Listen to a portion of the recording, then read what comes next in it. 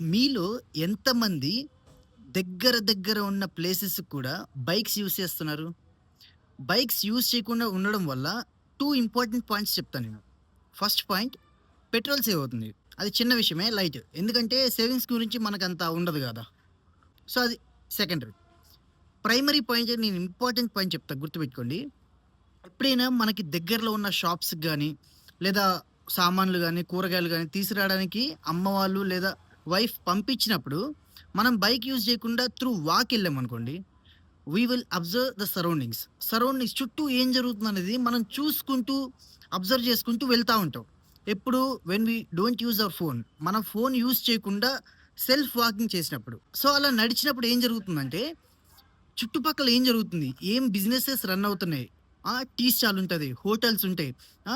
Automobile shop ఉంటది. ఇవన్నీ మనం దాటుకుంటూ వెళ్తా ఉంటాం. సో, వాళ్ళ బిజినెస్ ఎలా రన్ అవుతుంది? అక్కడ కస్టమర్స్ ఎంతమందున్నారు? వీడసలు బిజినెస్ ఎలా స్టార్ట్ చేసాడు? ఎప్పుడు స్టార్ట్ చేసాడు? నేను జాబే చేసుకుంటున్నా. వీడు బిజినెస్ స్టార్ట్ చేసి ఇల్లు కట్టాడు.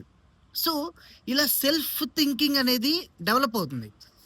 బైక్ యూజ్ చేయకుండా వాకింగ్ చేయడం వల్ల హెల్తీగా ఉంటాం. బైక్ యూజ్ చేయకపోవడం వల్ల పెట్రోల్ సేవ్ అవుతుంది. అండ్ ఐడియాస్ డెవలప్ అవుతాయి. మనకి ఐడియాస్ ఎక్కడి నుంచో ఎవడు ఇవ్వడు.